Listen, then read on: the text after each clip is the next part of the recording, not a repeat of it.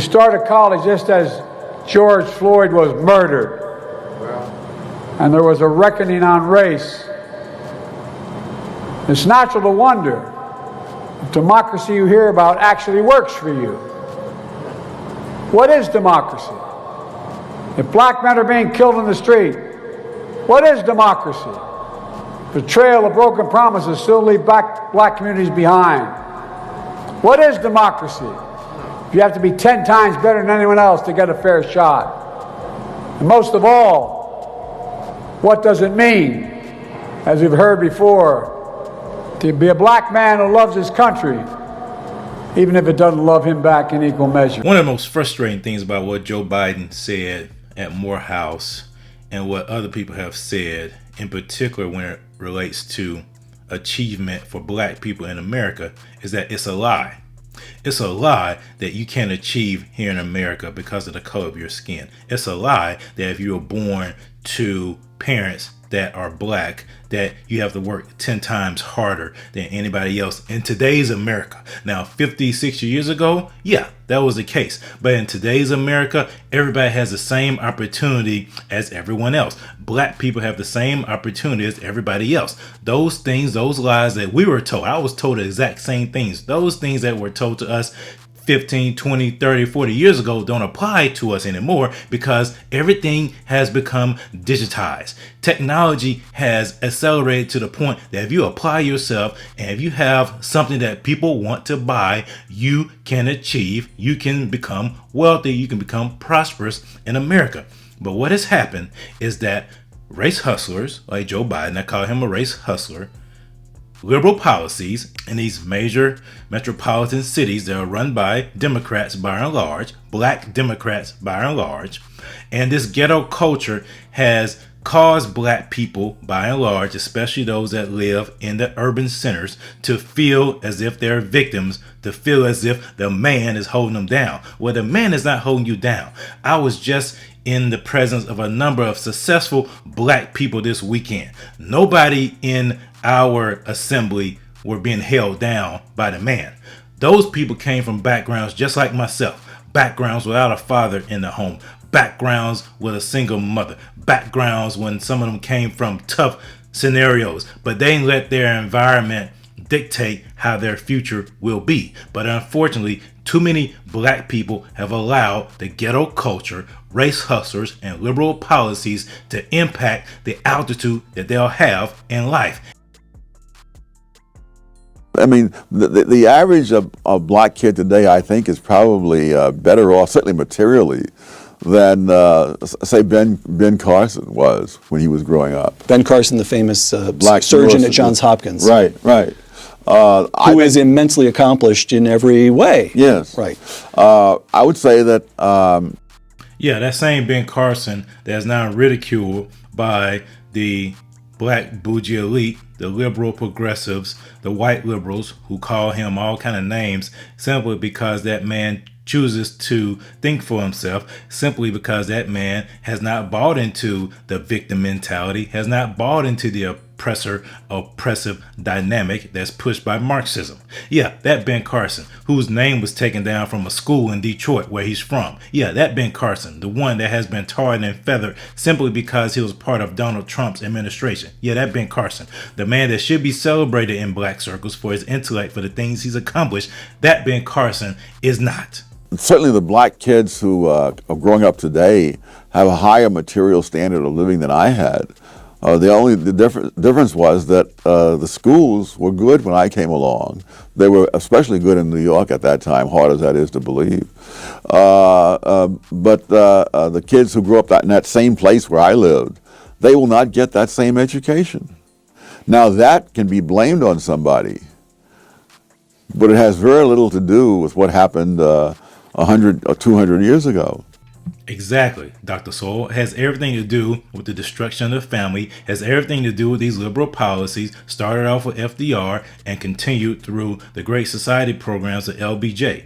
Those things have contributed to the dysfunction and the destruction that we're seeing in the black community in specific areas, in acute areas, especially in the inner cities where this ghetto culture runs rampant. You cite, in Intellectuals and Race, you cite an observation by the intelligence expert, IQ scientist James Flynn, that just stopped me cold. After the Second World War, you've got large numbers of American troops remaining in Germany. For that matter, there's still several tens of thousands there today. And both black and white American soldiers had children with German women. And Flynn discovered that those children growing up in Germany showed no IQ differences at all. The black kids and the white kids, the same. Because black people are not inherently ignorant. I know there was this push that was made during the eugenics rave back in the early 1900s that black people are imbeciles, that they're stupid, that they're dumb. That was a thing that was that stigma that kept a lot of black people from playing quarterback in the NFL for so long, because they said black people weren't intelligent enough to play quarterback. Black people weren't intelligent enough to lead companies. Black people weren't intelligent enough to fly planes. Black people weren't intelligent enough to be doctors. Black people weren't intelligent enough to be lawyers. That's a lie. The reason why black people have not achieved intellectually and academically in the last 50 and 60 years is because these failing schools that a number of black children are having to go to. Number two, it's because of social media and these things that now people don't have the creativity and imagination that they used to have. And three, because people have bought into this victim mindset to where now they depend upon the government. Now they depend upon somebody else to meet their needs instead of taking their own ingenuity and their own agency to do so. That's the difference. Quoting intellectuals and race, Professor Flynn concluded that the reason was that the offspring of black soldiers in Germany, and now you're quoting Professor Flynn, grew up in a nation with no black subculture, close quote. Which means what? Which means they experienced exactly the same expectations. Is this No. The expectations are external. The culture in which they grew up was not the culture in which black kids grew up in America today. So there's no gangster rap that was pervasively available in Germany. So here's what I'm getting. There is something about black subculture in America today that holds African Americans themselves back? Yes. In fact, I went into this in a previous book on which about black rednecks and white liberals, because that same subculture. Let's talk about two of your books here. Go ahead. Because that very same subculture held whites in the South back as well. That in the time this mental testing in the First World War turned up, among other things, the fact that whites from various 4 or 5 southern states scored lower on the mental test than blacks from 4 or 5 northern states. And so it really was a question of the subculture that was there, which was a handicap to both. All right. And so, see, when I say ghetto culture, I'm not talking about black people. I'm talking about ghetto culture that's been pushed upon black people, like Dr. Sowell said, started with white people, now it's been pushed upon black people and expresses itself in hip hop. That's the ghetto culture I'm talking about. The culture that doesn't take responsibility. The culture that has 3 or 4 or 5 or 6 different children by different women. You know, you got some white people that do the exact same thing. So it's not an ethnicity thing. It's a cultural thing. Whose job is it to say, wrong subculture, folks, you're harming yourselves? Well, I would think in an ideal world that intellectuals might take on that task. Actually, it should be the job of pastors. That's why I rail against pastors in the black community, because they've allowed this to continue and perpetuate over generations. Because they took the word of God and applied it the way they should, you wouldn't have this issue. But because they are the puppets, they are the church plants, they have allowed this to continue on, to grow and to fester to the point to where now people don't even go to church anymore. They don't even respect the church anymore because the church has no power. The church is impotent. But the world that we live in, I've noticed, is not ideal. All right. What is to be done? Take a look at President Lyndon Johnson speaking at Howard University in 1965. Oh, yes. But freedom is not enough. You do not wipe away the scars of centuries by saying now, you are free to go where you want and do as you desire. and choose the leaders you please. You do not take a person who for years has been hobbled by chains and liberate him, bringing up to the starting line of a race, and then say, you are free to compete with all the others, and still justly believe that you have been completely fair. Sounds like what Joe Biden said to people at Morehouse. Sounds like a video I made talking about the difference between liberation and freedom. So you can be liberated. You can be broken free from your chains. But if you're still a slave in your mind, you're still a slave in how you act, you're still a slave. It's pathetic. It's not a question of, there's no you who has the control to be completely fair or completely unfair. In the circumstances, so someone once criticized mental tests on grounds that the tests were unfair. And I think it was David Reisman who said, the tests are not unfair. Life is unfair, and the tests are measuring the results. But who has control of life? Who has control of the past? Who has control of the culture that people have in the present, which they've inherited from the past? So Lyndon Johnson, in fact, although good liberal that he was, at least in regard, Lyndon Johnson had a complicated career and changed positions on issues many times, but good liberal though he was at that moment, he was in fact engaging in a breathtaking arrogance. Yes. On two counts. One, that white people were the ones who were responsible for where black people stood in the race, that it was up to whites entirely. That blacks, as he described, I'm devastating. black people are passive, they're acted upon. That's right, that's right. And then the second act of arrogance is the supposition that somehow the federal government could fix it. Yes. It is staggering.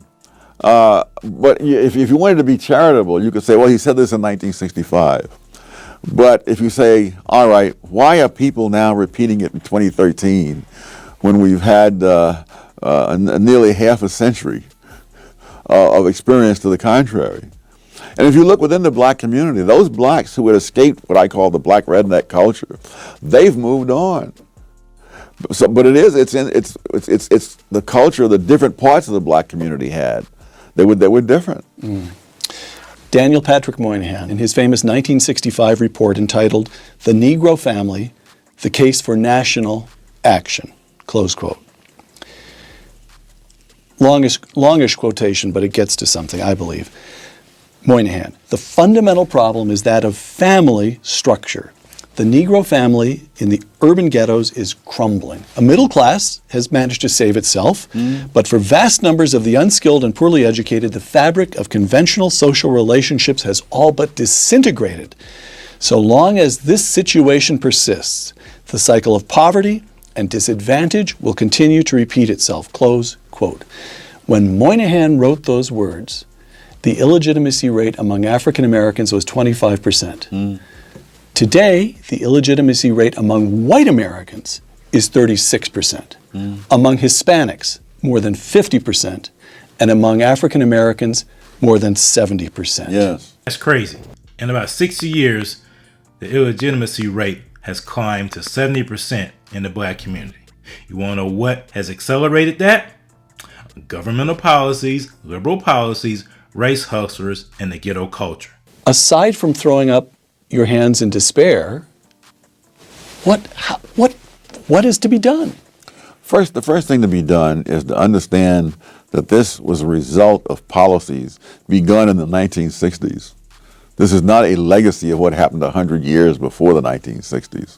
The breakdown of the black family is not a legacy of slavery. No. If you the classic study of this goes all the way back to the era of slavery, and they find that most black kids, even under slavery, had lived with two parents, and that was true all the way up until the 1960s.